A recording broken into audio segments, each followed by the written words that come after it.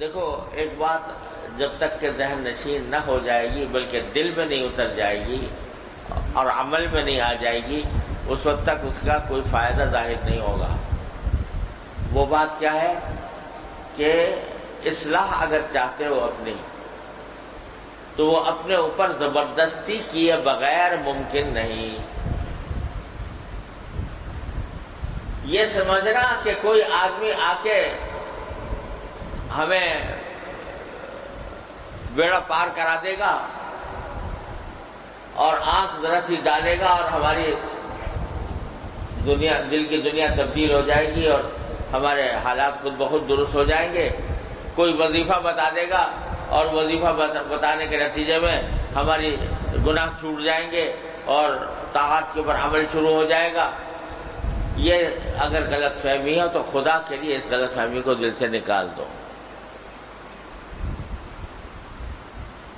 اللہ تبارک و تعالیٰ کے ہاں اگر یہ بات ہوتی نا کہ کسی کے نگاہ ڈال دینے سے اور کسی کے محض وظیفہ پڑھ لینے سے اصلاح ہوا کرتی تو ابو جہل ابو لہب پیدا نہ ہوتے۔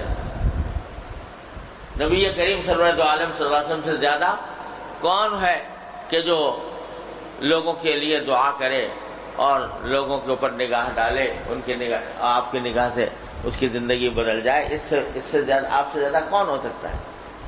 لیکن نگاہ تو ابو جہل پر بھی پڑی، ابو لہب پر بھی پڑی، امیہ بن خلف پر بھی پڑی۔ یہ سارے کے سارے مخالفتوں پر آمادہ رہے، دشمن بنے رہے نبی کریم صلی اللہ علیہ وسلم کے۔ تو یہ سمجھنا کہ کسی کی نگاہ ڈال دینے سے انسان کی عملی حالت تبدیل ہو جاتی ہے، یہ دھوکہ ہے شیطان کا۔ البتہ یہ سمجھ لو، ذرا بات سمجھنے کی ہے کہ بعض مرتبہ میرے اس کہنے پر کسی کو اشکال ہوگا کہ بعض صوفیاء کرام سے تو منقول ہے کہ انہوں نے ذرا سی نگاہ کسی کے اوپر ڈالی تو اس سے اس کی دل کی دنیا بدل گئی۔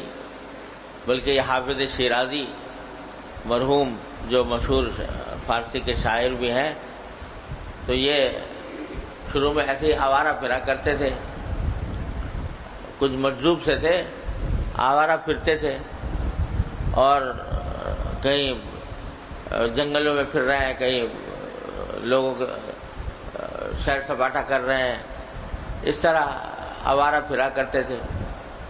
تو ان کے والد کے پاس والد مرید تھے حضرت حضرت باقی باللہ رحمۃ اللہ علیہ تھے۔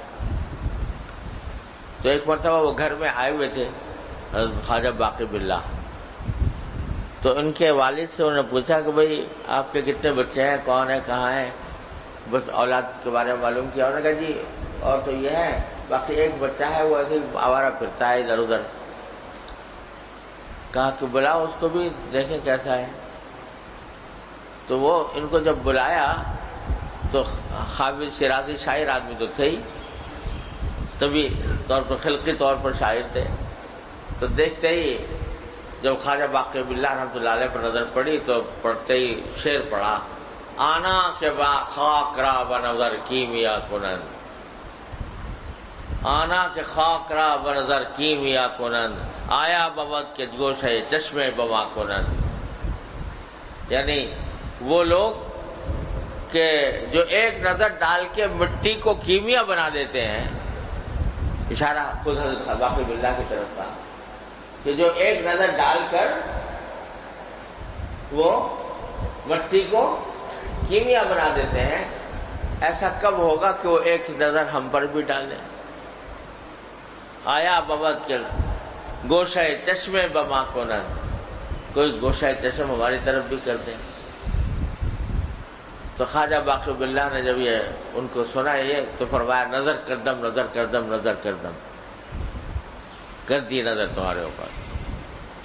اس کے بعد سے حافظ شیرازی کے حالات تبدیل ہوئے، وہ آوارگی ختم ہوئی اور اس کے بعد پھر اللہ تعالی نے خود ان کو ایک شیخ بنا دیا۔ تو اس قسم کے واقعات ہوتے ہیں، کہتے ہیں لوگ کہیں گے کہ اولیاء کرام کے تو اس طرح کے واقعات ہیں اور تم کہہ رہے ہو کہ نظر ڈالنے سے کچھ نہیں ہوتا. تو خوب سمجھ لو، نظر ڈالنے سے بعض اوقات اتنا ہوتا ہے کہ ذرا سا پہیہ چل جاتا ہے، پہیہ چل کے پھر آگے کام خود ہی کرنا پڑتا ہے. اگر حافظ شیرازی صرف اسی نظر کے بھروسے پر بیٹھ جاتے کہ خواجہ باقی باللہ نے مجھے پر نظر ڈال دی ہے، بس میرا کام ہو گیا، اب مجھے نہ نماز کی ضرورت، نہ روزے کی ضرورت، نہ کسی چیز کی ضرورت، نہ مجھے گناہوں سے بچنے کی ضرورت، تو کبھی اس مقام تک نہ پہنچنا. ذرا سی توجہ بے شک ڈالی، اور توجہ ڈالنے سے ذرا سا پہیہ چلا، لیکن آگے آئندہ چلنے کے لیے، کام کرنے کے لیے خود ہی عمل کی ضرورت ہوتی ہے. اس کی مثال یوں سمجھو جیسے بعض اوقات گاڑی تمہاری رک جاتی ہے، اسٹارٹ نہیں ہوتی، تو دھکا دینا پڑتا ہے. دھکا دیا، اگر اس کے اندر تھوڑی بہت طاقت ہے تو دھکا دینے کے بعد خود اپنی طاقت پکڑ لے گی اور چلے گی. لیکن اگر اندر ہی کچھ نہیں ہے تو 1000 دھکے دیا کرو، ساری زندگی دھکے ہی دیتے رہو گے، وہ گاڑی جو ہے وہ آگے روانہ نہیں ہوگی کبھی، جب تک کہ اس کو اندر طاقت نہ ہو. تو یہ کسی شیخ کا نظر ڈال دینا، کسی شیخ کی صحبت کا فائدہ پہنچ جانا، وہ یہ ہے کہ دھکا لگ جاتا ہے. دھکا لگنے کے بعد اگر اپنے اندر طاقت نہیں ہے، قوت نہیں ہے آگے بڑھنے کی، صبر کی طاقت نہیں ہے اپنے اندر، تو پھر اس دھکے سے کوئی فائدہ نہیں ہوتا. وہ دھکا ہو کے ختم ہو جائے گا، آگے نہیں چلے گا. لہذا یہ بات ذہن نشین کرنی ضروری ہے کہ اگر اپنی اصلاح کی طرف قدم بڑھانا ہے تو نفس پر، اپنے آپ پر زبردستی کرنی پڑے گی.